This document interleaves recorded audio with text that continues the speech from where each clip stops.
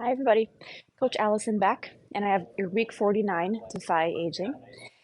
This week we are doing 6 exercises set up in a standard circuit rotation, and we're going to go through for 4 rounds, and they're going to be timed a little differently. Rounds 1 and 2 will be timed 35 seconds on, 25 seconds off, and then rounds 3 and 4 will be the flip flop of that, so those will be 25 seconds on, 35 seconds off. So you get a little more um, rest time for the final 2 rounds. I think I said that all correctly, but when I go back and watch this, perhaps I didn't. Anyways, like I said, there are 6 exercises, so let's review them.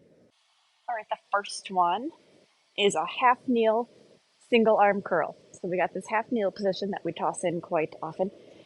The side with the knee down, that's going to be the side with your weight. And I prefer to put the palm in at the bottom like this. And then as I do my curl, rotate that palm towards you and then reverse that on the way down.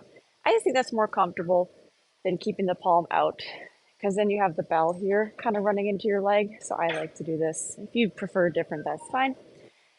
So yeah, just like this. We are going to do 4 rounds, so you can continue on the same side for the full round. When we come around next time, then we'll just simply do the other side. That saves us the kind of the hassle of having to switch sides in the middle of the set. One thing I will say is be careful on that way down. We want a controlled release. We're trying to avoid kind of swinging and sort of plopping that arm down. So don't let that happen. Dead stop at the bottom. And there we go. We can always take that up to keep it off the floor and instead sort of stagger the stance. So it's very, very similar as far as the leg position. We're simply staying up off the floor to keep you off the knees if needed, and that's totally fine. That's our half kneel bicep curl. All right, stability ball overhead press is the next one. So already sitting on the ball here, palms forward with the weights, and we're gonna do our standard overhead press. So we're adding the stability ball to just add that element of, well, stability. It does make it quite a bit harder.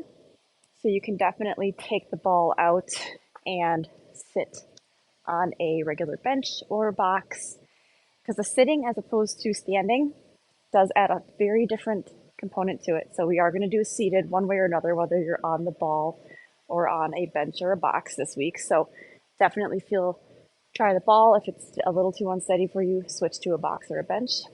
That's definitely fine.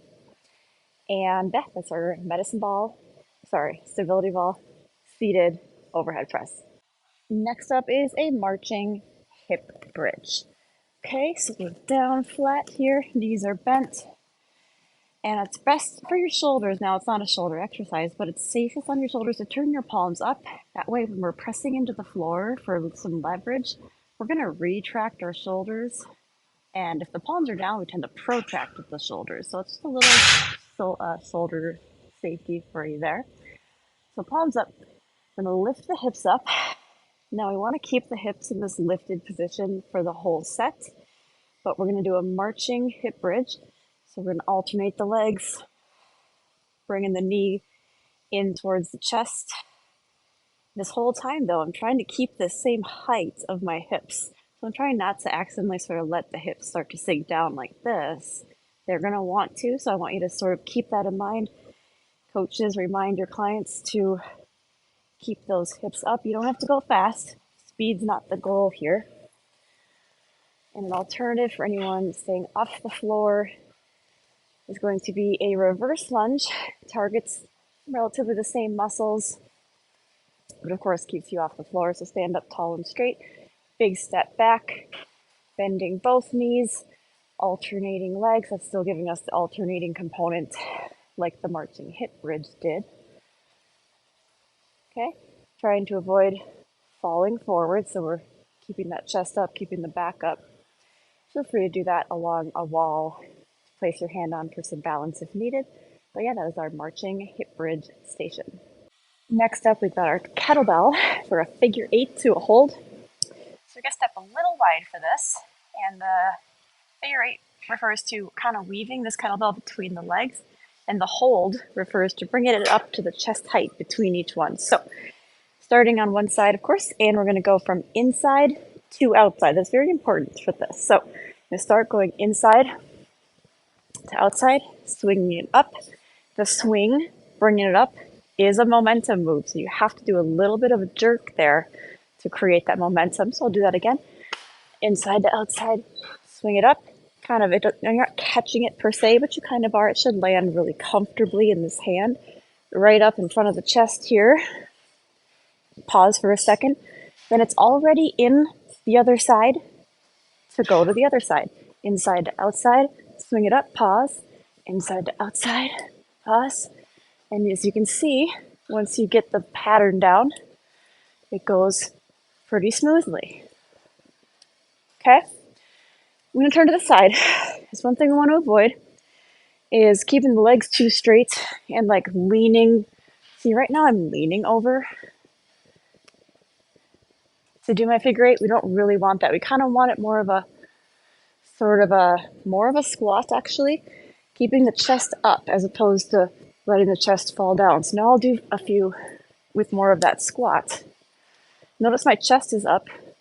I'm able to look forward with my gaze, with my eyes, as opposed to this.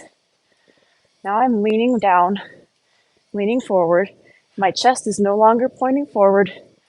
My gaze is now pointing at the floor. Okay, so that's something to work on with this.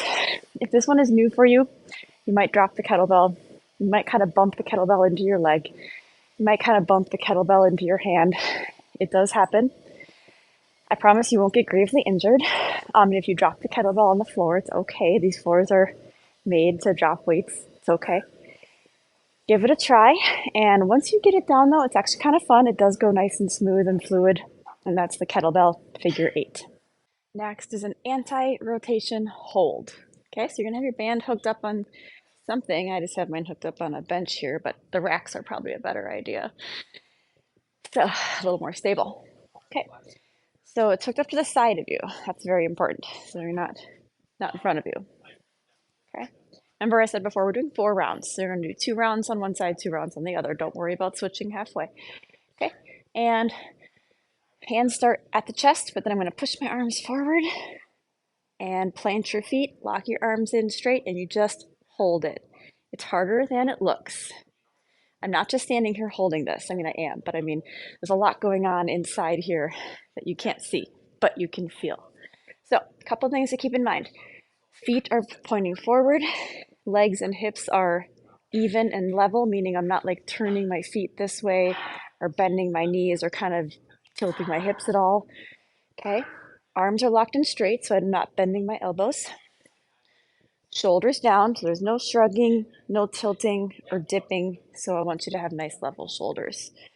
So really, it should look effortless. Everything should be level and even. But like I said, there's more going on than inside. You feel more than what it looks like you're feeling.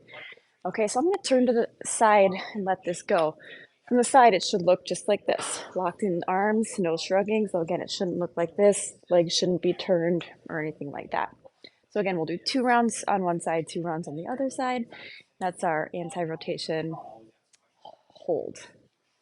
Our last station is an elevator squat.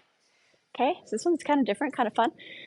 We're gonna go normal squat position, so feet hip width apart, all of that good squat stuff. Your coach will go over all those squat elements with you. We're gonna go all the way down, not to the floor, but all the way down to the bottom of your squat.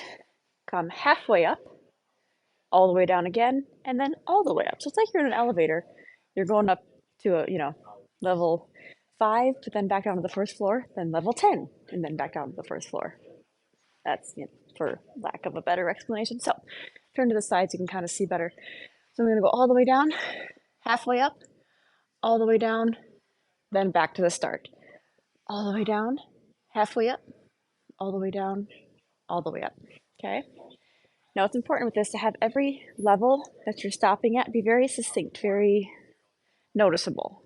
So we're not just kind of bouncing all over the place. Okay, so I'm not doing kind of like, just like bouncing all around. So kind of almost think of it like you're stopping in each position for a half second. That's going to make it be slow and controlled Again, instead of kind of more like boop, boop, boop, boop, boop, and just bouncing all over the place, you don't get the muscle activation we're looking for there.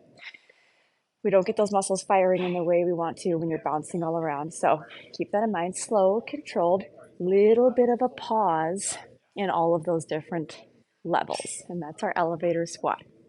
All right, and the team builder. So we're going to be partnering up for our team builder. It's going to be a bicep.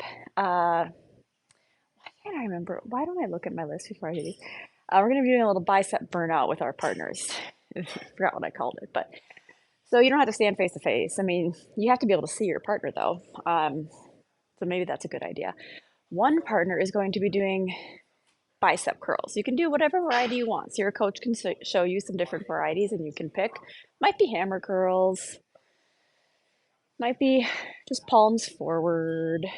I don't care. You do what kind you like. But the other partner is holding an isometric bicep hold. So that is elbows at 90 degrees, meaning arms are halfway up in the curl, should be forearms should be parallel to the floor. Elbows aren't way back here. Dumbbell isn't resting on your body. Not way out here either, but just upper arm is glued right at your side. Okay? So one arm partner is holding that while the other partner is doing their 10 reps. I didn't say that. The curls are for 10 reps.